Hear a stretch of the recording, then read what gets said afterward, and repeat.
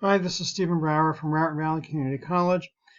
This is meant to be an addendum to Irvine Chapter 7, focusing on multiplication and division.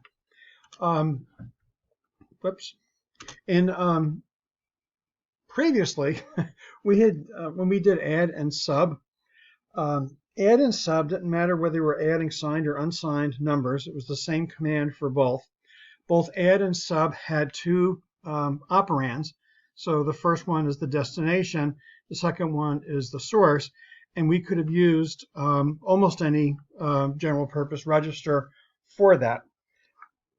For multiplication, there's two different commands, one for unsigned and one for signed.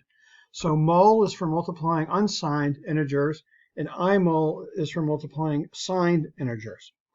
So again, unlike add and sub, we have to make sure we use the correct command for dealing with the data types that we have, which is why comments are so important.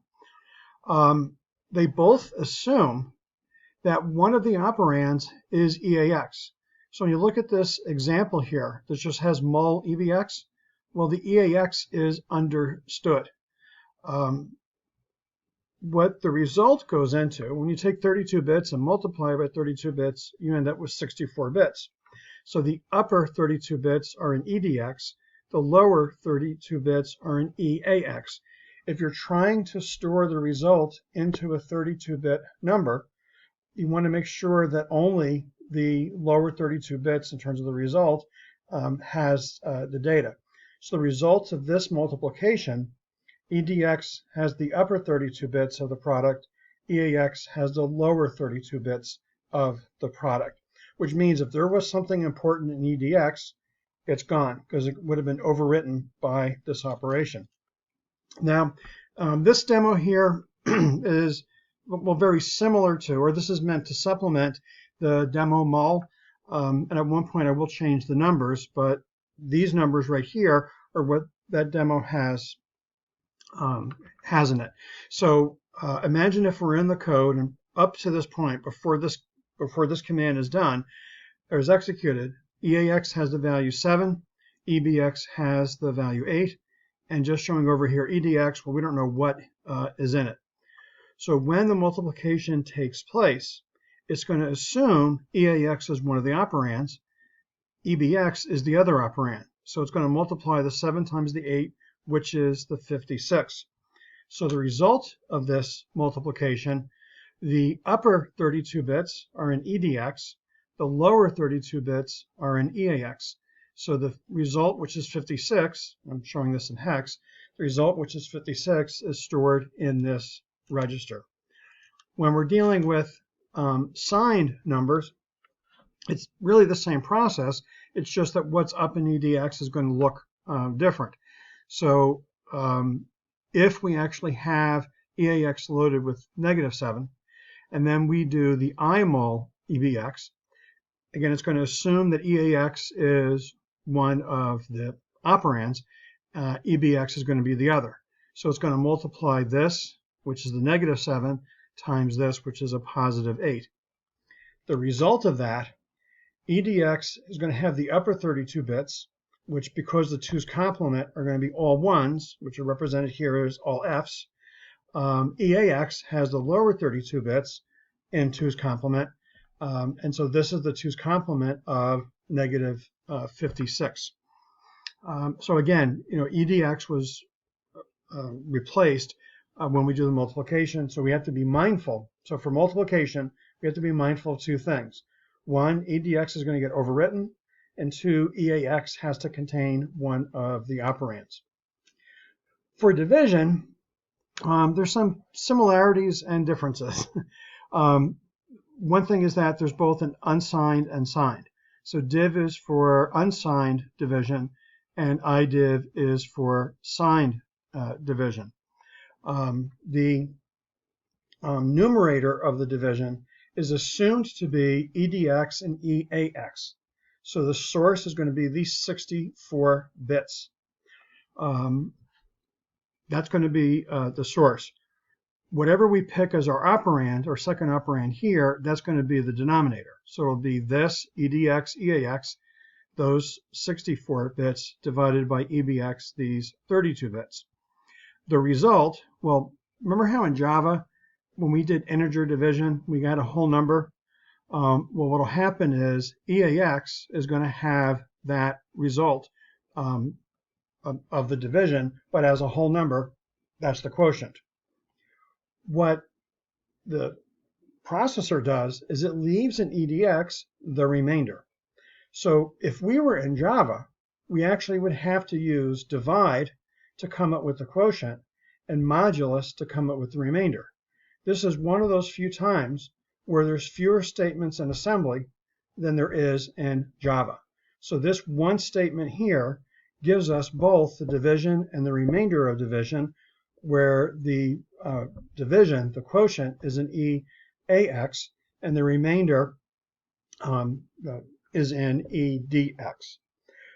Now, because of this, we have to make sure we prepare EDX before doing the division. If we're doing unsigned division, we can just move 0 in EDX. If we're doing signed division, we want to make sure that we're maintaining that the upper 32 bits in EDX have the right sign. Basically, for positive numbers, EDX will end up being all 0. For negative numbers, EDX will be all 1s. And what it really does is this CDQ, which is convert double to quad, it takes the most significant bit in EAX and copies it through EDX. So when we're doing the signed division, we have to go and do that first. Oops, hang on a second. Okay, so again, this is going to be similar to the demo div. Oops, that's a typo. I'll fix that. No, I won't fix it. Demo div file that's up in Canvas. And so if we're talking about prior to the CDQ, if EAX has really the numerator in terms of the division we're going to do. So if EAX had 57, this is it in hex, and EBX had 11, so we're going to be dividing 57 by 11. Now, although we are looking at this as being, we can see that it's positive. Since we are doing the signed division, we will use the CDQ to prepare EDX. So after CDQ, so by the way, if there was something in EDX, it's gone, and the most significant bit that was in EAX is copied through all of EDX.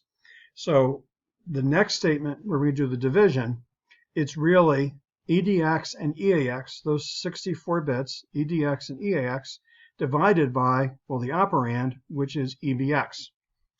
So then the result of that is EAX has the quotient, so 57 divided by 11 is 5.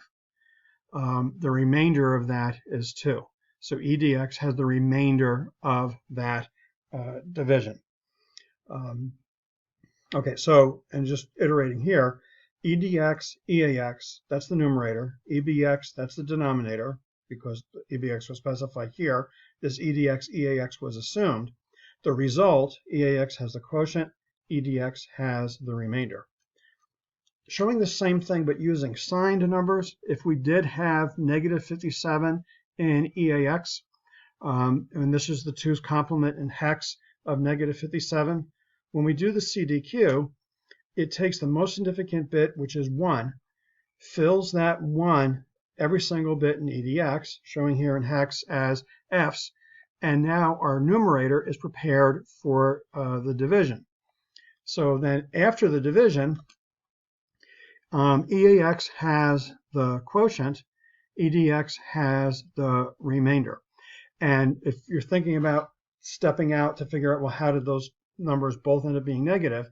Well, negative 5 times 11 is negative 55, minus 2 is negative 57. And so that's why both the quotient and the remainder in this case are negative. So for both multiplication and division, one thing we have to be mindful of is that EAX and EDX are involved. This is not Kip Irvine doing this. This is the processor. So this is Intel. We'll blame Gordon Moore for that. But it's the processor that is requiring the EAX and EDX for both multiplication and division. For multiplication, the result goes the upper 32 bits to EDX, the lower 32 bits to EAX. For division, we're using EDX, EAX as a combined quad for doing the division, and that's where the CDQ for sign would have to prepare it. The result, the EAX has the quotient, and the EDX has the remainder.